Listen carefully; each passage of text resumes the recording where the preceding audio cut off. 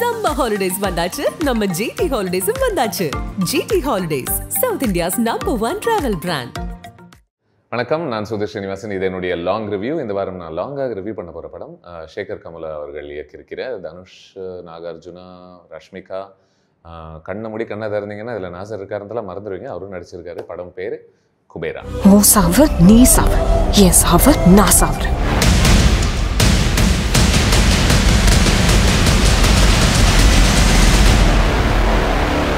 குபேரால எனக்கு ரொம்ப பிடிச்ச ஒரு விஷயம், பிடிச்ச ரெண்டு விஷயத்தில் ஒரு விஷயம் அப்படின்னு சொல்கிறேன். ரெண்டாவது விஷயம் என்னன்னு அப்புறம் சொல்கிறேன். இதனுடைய ப்ரெமிஸ், இந்த கதை களம் என்னவாக இருக்குது, அது ஆரம்பத்தில் அந்த செட்டப் எனக்கு பிடிச்சது. ஒரு பிச்சைக்காரன் எப்படி எல்லாமே தன் கைவசம் இருக்கக்கூடிய ஒரு பெரிய பணக்காரன், ஒரு பெரிய பிஸ்னஸ் மேனை எப்படி ஆட்டி படைக்கிறான் அப்படின்றது தான் இந்த படத்தினுடைய ஒரு ஒன்லைனராக இருக்கக்கூடும் அப்படின்னு தோணுது. இது நடக்குமா, சாத்தியமா அப்படின்ற கேள்விகள்லாம் தாண்டி இது நடந்தால் நல்லா இருக்கும்ல, இது நடக்கும்போது நமக்கு ஒரு கத்தாசிஸ் கிடைக்கும்ல, அதனால் நான் அதை நம்பினேன். ஏன்னா இந்த பிஸ்னஸ் நடத்துகிற ஒரு ஆளும், தன்னை சார்ந்து இருக்கக்கூடியவரும், அதுக்கப்புறமா ஒரு ஃபார்மர் சிபிஐ ஆஃபீஸராக அந்த இடத்துல நாகார்ஜுனா ப்ளே பண்ணக்கூடிய தீபக் அப்படின்ற கதாபாத்திரம், இவங்கெல்லாம் சேர்ந்து பிச்சைக்காரங்களை ஏன் ஹையர் பண்ணுறாங்க அப்படின்ற ஒரு ஐடியா ஒன்று இருக்குல்ல. எனக்கு தெரிஞ்சு இந்த படம் அதை நமக்கு நம்புறதுக்கு ரொம்ப சுலபமாக ஆக்கலை உண்மையை சொல்லப்போனால். பட் இருந்தும் நான் நம்பினேன், எனக்கு இது பிரச்சனை இல்லை, இட்ஸ் ஓகே, நான் கொஞ்சம் ஒரு எஃபர்ட் எடுத்து இதை நம்புகிறேன். அதன் பிறகு கேள்வி என்னென்னா, அதுலேருந்து வரக்கூடிய மகிழ்ச்சிகள் என்னவாக இருக்கும். இப்போ இந்த மாதிரி படத்தில் social commentary automatically writes itself அப்படின்னு நினைக்கிறேன். ஏன் அப்படின்னா இதில் ஏழ்மைக்கும் பதவி நிறைய இருக்கக்கூடியவங்களுக்குமான ஒரு ஒரு யுத்தம் தானே. அப்படின்னும் போது social commentary writes itself. அதுக்கு நீங்கள் பெருசாக மெனக்கெட வேண்டிய அவசியம் இல்லை. எதுக்கு மெனக்கெடணும் அப்படின்னா, ஒரு எமோஷ்னலாக நம்மளை இதுக்குள்ளே ஆழ்த்த முடியுமா, இந்த கதையில் நடக்கக்கூடிய ஒரு திருப்பங்களுக்குள்ளே நம்மளை அப்சார்ப்டாக மெயின்டைன் பண்ண வைக்க முடியுமா, இந்த கேரக்டருடைய உள்ளுணர்ச்சிகள், எமோஷன்ஸ் எல்லாமே நமக்கு உணர்த்தி நம்மளை ஒரு பெரிய பாதிப்புக்குள்ளே ஆக்க முடியுமா, இதெல்லாம் தான் கேள்வி. சிம்பிளாக சொல்லப்போனால் இந்த படம் 3 மணி நேரத்துக்கு மேலே போகக்கூடிய ஒரு படம். இந்த 3 மணி நேரத்துக்கு மேலே இருக்கக்கூடிய இந்த படம் திரைக்கும் நமக்குமான ஒரு இடைவேளையை குறைக்க முடியுமா, இதெல்லாம் தான் கேள்விகள். ஆனால் அன்ஃபார்ச்சுனேட்லி சோகம் என்ன அப்படின்னா, இந்த திரைக்கும் எனக்குமான இடைவேளை கான்ஸ்டண்ட்டாக இன்னும் என்ன தூரம் தான் தள்ளிக்கிட்டு இருந்துச்சு இந்த படம். அதுக்கான காரணங்கள் பல இருக்குது. அதில் என்ன அப்படின்றது ஒன்றா சொல்லிக்கிட்டு வரேன்.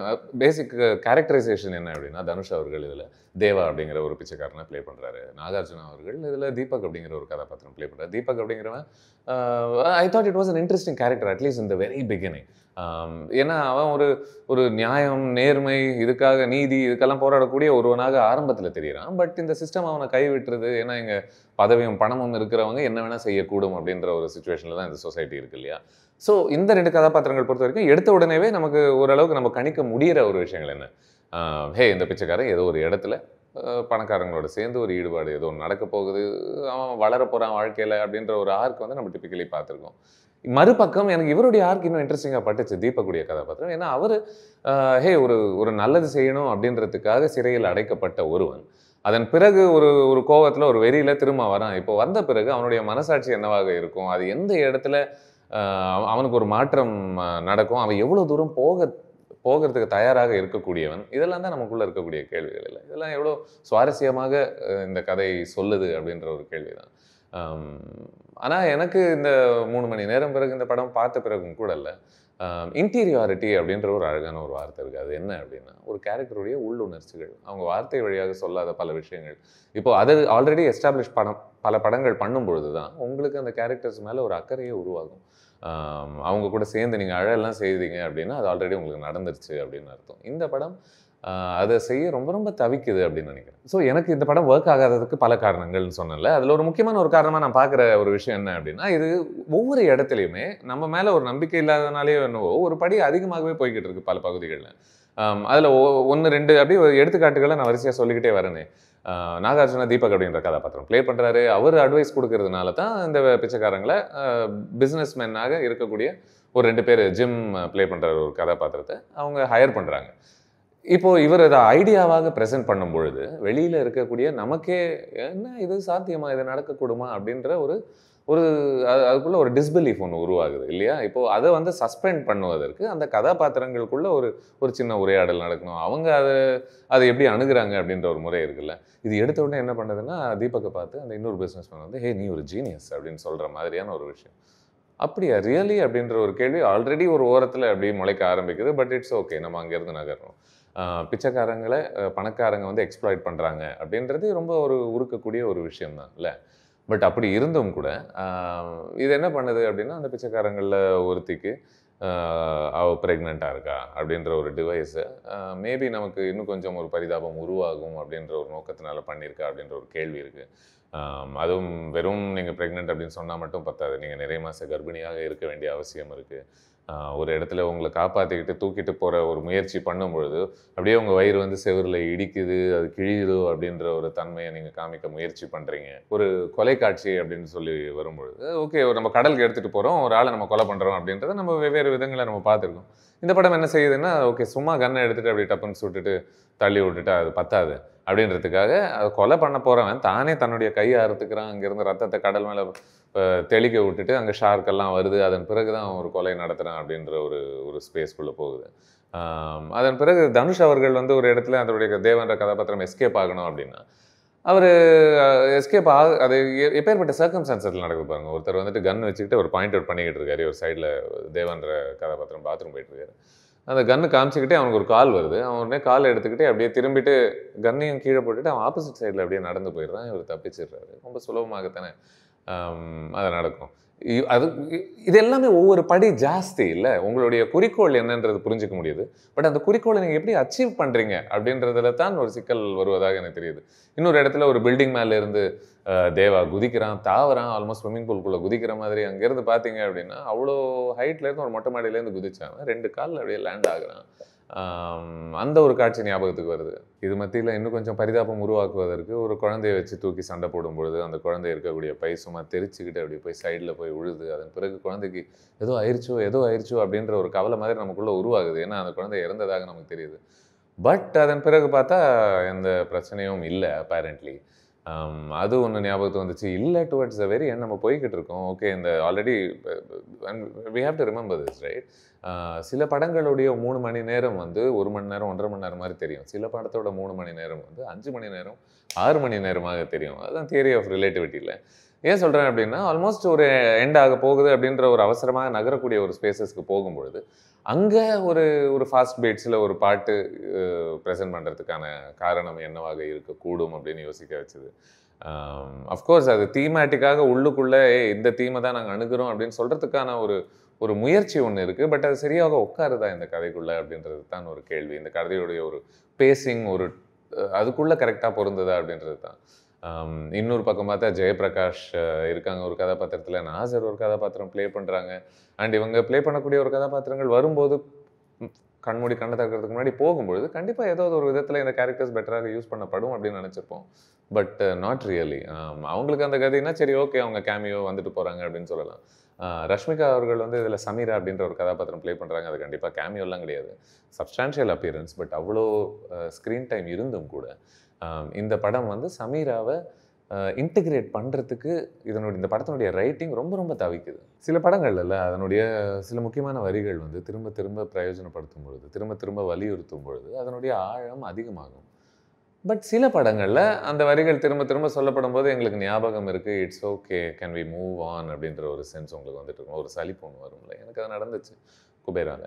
என்ன அம்மானு கூப்பிடாது அப்படின்னு சொல்லக்கூடிய ஒரு வரியை திரும்ப சொல்லும் பொழுதாக இருக்கட்டும், இல்லை அண்ட் ஐ திங்க் அந்த சலிப்புக்கான ஒரு காரணம் கூட இந்த கதாபாத்திரங்கள் மேலே நமக்கு ஒரு அன்போ ஒரு ஈடுபாடோ உருவாகாத ஒரு நிலையில தான் அது நடக்குது அப்படின்னு நினைக்கிறேன். அதுவாக இருக்கட்டும், இல்லை தேவா வந்து அடிக்கடி வாழறதுக்காகத்தானே பிழைக்கிறோம் அப்படின்னு சொல்லக்கூடிய ஒரு வரியாக இருக்கட்டும், இல்லை உன் சாவை நீ சாவு என் சாவை நான் சாவுறேன் அப்படின்ற ஒரு ஸ்ட்ரேஞ்ச் லைனை திரும்ப சொல்லும் போதாக இருக்கட்டும்.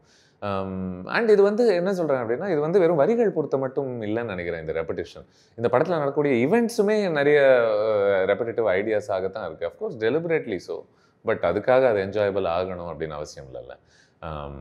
லைக் ஜிம் ப்ளே பண்ணக்கூடிய ஒரு வில்லன் கதாபாத்திரம் வந்து நாகார்ஜுனா அவர்களுக்கு திரும்ப திரும்ப ஒரு வார்னிங், இதுதான் அவனுடைய லாஸ்ட் வார்னிங் அப்படின்னு சொல்லக்கூடிய ஒரு விஷயமாக இருக்கட்டும். தீபக் வந்து இல்லை அந்த அந்த லிஸ்ட்டில் இன்னொன்று சொல்லணும் அப்படின்னா, தீபக் வந்து திரும்ப திரும்ப தேவாவை தேடிக்கிட்டே அப்படி அலைஞ்சிக்கிட்டே இருப்பதாக இருக்கட்டும். இல்லை தேவாவும் சமீராவும் அடிக்கடி தற்செயலாக சந்திச்சுக்கிட்டே இருக்கக்கூடிய அந்த மூமெண்ட்ஸாக இருக்கட்டும். ஐ திங்க் இந்த படத்தினுடைய இந்த கதையினுடைய மிகப்பெரிய ஒரு எமோஷன், இது பேசக்கூடிய ஒரு எமோஷன் என்ன, நம்ம ஆரம்பத்தில் சொன்ன மாதிரி இந்த பிச்சைக்காரங்களை எப்படி பணக்காரங்க எக்ஸ்ப்ளாய்ட் பண்ணுறாங்க. அதாவது உங்ககிட்ட இவ்வளோ இருந்தும் கூட இந்த இதுக்கு இன்னமும் இவங்களுடைய ரத்தத்தை நீங்கள் குடிக்கிறீங்க, இன்னமும் அவங்கள எக்ஸ்ப்ளாய்ட் பண்ணுறீங்க அப்படின்ற ஒரு சோகத்தை தான் பேசுதில்லை. இன்னவே ஒருவேளை இந்த படமும் அதை தான் செய்யுதோ அப்படின்ற ஒரு தாட்டே எனக்குள்ளே வந்துச்சு இந்த படம் பார்த்த பிறகு. And it may be quite brutal to state that, but சில முறை உங்களுக்கு when it doesn't work இல்லை, you do feel these things அப்படின்னு நினைக்கிறேன். நாகார்ஜுனோட தீபக் ஃபார் எக்ஸாம்பிள், நான் சொன்னல அவருக்குள்ள ஒரு பெரிய ஒரு 2 விதமான மனமாற்றங்கள் நடக்குது. அப்படி நடக்கும்போது கூட அது உண்மையிலேயே உங்களை ஒரு பாதிப்புக்குள்ள ஆக்குதா அப்படின்ற ஒரு கேள்வி இருக்குது. ஐ திங்க் ஒரு மேலோட்டமான படமாக ஒன்று இருப்பது கூட ஓகே அப்படின்னு நினைக்கிறேன். ஆனால் அந்த மேலோட்டமான ஒரு படம் வந்து தன்னைத்தானே ஆழமான ஒரு படமாக உணரும் பொழுது அதை திரும்ப திரும்ப அதை வலியுறுத்த முயற்சி பண்ணும்போது இல்லை, அங்கே தான் ஒரு சிக்கல் வருது அப்படின்னு நினைக்கிறேன். இந்த மாதிரி எக்ஸ்ட்ரீம்ஸ் எல்லாம் பேசக்கூடிய ஒரு படம் இல்லை, அது ஒரு ஏழ்மையின் உச்சகட்டத்தை ஒரு பக்கம் பேசுது, பணக்காரத்தின் பதவியின் உச்சகட்டத்தை மறுபக்கம் பேசுது. இந்த மாதிரி படங்கள்லேயே என்றைக்குமே ஒரு பெரிய ஐரணி இருக்கும் அப்படின்னு நினைக்கிறேன். ஒரு பிச்சைக்காரன் வந்து அப்படியே கட்டுக்கட்டாக பணத்தை அப்படியே வாரி வீசக்கூடிய ஒரு காட்சியாக இருக்கட்டும், இல்லை ஒரு பணக்காரனாக இருக்கக்கூடிய ஒருத்தன் வந்து அவனுக்கு அப்படியும் டெஸ்பரேட்டாக ஒரு விஷயம் அவனுக்கு தேவை அப்படிங்கிறதுனால அவன் வந்து ஒரு அப்படியே கெஞ்சக்கூடிய ஒரு நிலைமைக்கு தள்ளப்படுறான்ல. இந்த படம் வந்து அதை லிட்ரலி அவன் பிச்சை எடுக்க வச்சு ஒரு ஒரு விஷயம் ஒன்று பண்ணுது. எனக்கு வந்து இந்த மாதிரி ஐடியாஸ் எல்லாமே ஆன் பேப்பர் இன்ட்ரெஸ்டிங்காக இருந்திருக்குமோ என்னவோ, ஆனால் ஆன் ஸ்க்ரீன் இதெல்லாம் ப்ளே அவுட் ஆகும்போது கிம்மிக்கி அப்படின்ற ஒரு சென்ஸ் தான் எனக்கு கிடைச்சிட்டு இருந்துச்சு. இந்த படத்தில் உண்மையை சொல்லப்போனால் எனக்கு கிம்மிக்கியாக இல்லாத ஒன்றே ஒன்று தனுஷ் அவர்களுடைய ஒரு பெர்ஃபார்மன்ஸ். ஒரு கதைக்காக, ஒரு கதாபாத்திரத்துக்காக தன்னுடைய ஒரு இயல்பு நிலையை தள்ளி வச்சுட்டு, தன்னுடைய ஒரு ஈகோவை தள்ளி வச்சுட்டு ரொம்ப இன்வெஸ்டடாக பண்ண ஒரு பெர்ஃபார்மன்ஸாகத்தான் நான் பார்க்குறேன் குபேரால தனுஷ் அவர்களுடைய பெர்ஃபார்மன்ஸ். நிறைய சின்ன சின்ன சின்ன சின்ன மூமெண்ட்ஸ் எனக்கு ஞாபகத்து வருது. முதன் முறை ஒரு ஸ்விட்ச் போடும்பொழுது அங்கே ஒரு லைட் எறிகிற மாதிரி ஒரு ஸ்பேஸ், அவர் எதிர்கூட பார்க்க மாட்டார், ஐயோ எப்படி ஒன்று நடக்குமா அப்படின்னு கொடுக்கக்கூடிய ஒரு சின்ன ஜர்க்காக இருக்கட்டும், இல்லை காரில் அவர் வந்துக்கிட்டு இருக்கும் பொழுது பாரசைட்டில் வரக்கூடிய ஒரு காட்சி போல் நாத்தம் தாங்க முடியலங்கிற மாதிரி சுற்றி எல்லாரையும் அப்படி ஸ்ப்ரே மாதிரி அப்படி அடிச்சுக்கிட்டு இருக்கும், அந்த ஸ்ப்ரேவுடைய ஒரு வாசனை அவர் பிடிச்சிட்டு கொடுக்கக்கூடிய ஒரு ரெஸ்பான்ஸாக இருக்கட்டும், இல்லை வேறு ஒரு குட்டி சீனில் வந்து செக்யூரிட்டி ஒருத்தர் வந்து சைடில் வேறு ஒருத்தரை பார்த்து சல்யூட் அடிச்சுக்கிட்டு இருப்பார். இவருக்கு ஜென்ரலாக இந்த சோஷியல் பழக்க வழக்கங்களே சுத்தமாக இல்லைல்ல, மேனர்ஸ் எப்படி பழகணும் அப்படின்றது தெரியாததுனால அவர் ஒருத்தர் பார்த்து சல்யூட் அடிக்கும்போது இவர் இன்ஸ்டிங்க்டிவாக சைடில் ஒரு சல்யூட் அடிக்கிற மாதிரி ஒரு விஷயம் இவர் பண்ணுவதாக இருக்கட்டும், இல்லை ஆரம்பத்துலேயே ஒன்று சொல்லிடுவாங்க அவருடைய கை விரல்கள்லாம் ஆரம்பத்துலேயே உடச்சிட்டு இருப்பாங்க அப்படின்னு சொல்லிட்டு, அதனால அவர் வலது கைக்கு பதிலாக இடது கையை கான்ஸ்டண்ட்டாக இந்த படத்தில் பயன்படுத்துவதாக இருக்கட்டும். கான்ஃபிடென்ஸே இல்லாத ஒரு ஆள் அவனுடைய நடை எப்படி இருக்கும், அவனோட பாவனை எப்படி இருக்கும், அவனுடைய நடனம் எப்படி இருக்கும் அப்படின்னு காட்டக்கூடிய ஒரு ஸ்பேசஸாக இருக்கட்டும். ஸோ இந்த படத்தில் எனக்கு ஒர்க் ஆன ஒரு விஷயம், இந்த படத்தில் எனக்கு ஒர்க் ஆன ஒரே விஷயம் தனுஷ் அவர்களுடைய ஒரு பெர்ஃபார்மன்ஸ். ஒருவேளை இந்த படம் எனக்கு ஒர்க் ஆயிருந்ததுன்னு வச்சுக்கோங்களேன், உங்களுக்கு என்னை பற்றி நல்லா தெரியும், உட்காந்து அலசி 6-5 லேயர்ஸ்குள்ளெல்லாம் இறங்கியிருக்கலாம். ஓரளவுக்கு எனக்கு சுமாராக ஒர்க் ஆயிருந்தால் கூட அதை நான் செய்யக்கூடிய ஒருத்தனாக தான் இருப்பேன். பட் லைக் ஃபார் எக்ஸாம்பிள் இந்த படத்தில் குபேரா அப்படின்ற ஒரு மித்தலாஜிக்கல் கதைக்குள்ளே நம்ம இறங்கியிருக்கலாம், சிவன் அப்படின்ற ஒரு சிம்பலிசம் வந்துக்கிட்டு இருக்கு, அப்பப்போ வெங்கடேஸ்வரா அந்த கடவுளுடைய ஒரு ஃபோட்டோஸ் அங்கங்கே நம்ம கவனிக்கிறோம், ஒரு ரிலீஜியஸ் மெட்டஃபர்ஸ்குள்ளே நம்ம இறங்கி இதை பொறுத்து பேசிக்கலாம். ஏன் பணக்காரன் ஏழை அப்படின்னா உண்மையிலேயே பணக்காரன் யார், உண்மையிலேயே ஏழை யார், இந்த மாதிரி ஒரு ஸ்பேசஸ்குள்ளே கூட நம்ம இறங்கியிருக்கலாம். பட் குபேரா பார்த்த பிறகு அதெல்லாம் தேவைப்படாதுன்னு தான் தோணுது. சில முறை இல்லை, ஒரு படத்துக்கு ஒரு நடிகர் நிறைய தருவார். இந்த படத்தில் தனுஷ் அவர்கள் கொடுத்தது போல். எப்படி அப்படின்னா, இன்ஃபேக்ட் அந்த ஒரு டான்ஸ் ஒரு நம்பர் ஒன்று வருதுன்னு சொன்னால டுவர்ட்ஸ் எண்ட், எனக்கு பெருசாக ஒட்டவே இல்லை அப்படின்ற. ஆனால் அதில் ஒட்டுனது என்ன அப்படின்னா, இவர் எப்படி ஆடக்கூடியவர் அப்படின்னு நமக்கு தெரியும். அப்படி இருந்தும் கூட அந்த மாதிரி ஒரு ஸ்பேஸில் தன்னுடைய கதாபாத்திரத்தை தாண்டி வரக்கூடிய ஒரு நடனம் இருக்கக்கூடாது, அதுக்குள்ளே அடங்கி இருக்கக்கூடிய ஒரு மீட்டரில் தான் அதுவும் நடக்கணும் அப்படின்ற ஒரு சொல்லிட்டு போகலாம், நிறைய எக்ஸாம்பிள்ஸ் இது மாதிரி. ஸோ அதான் சில இடங்களில் ஒரு படத்துக்கு ஒரு நடிகர் நிறைய தருவார், ஆனால் அன்ஃபார்ச்சுனேட்லி அந்த பர்ஃபார்மன்ஸுக்கு அந்த படம் ஒன்றும் பெருசாக தராது. குபேரா அன்ஃபார்ச்சுனேட்லி அந்த ஒரு அப்பேற்பட்ட ஒரு படமாகத்தான் நான் பார்க்குறேன்.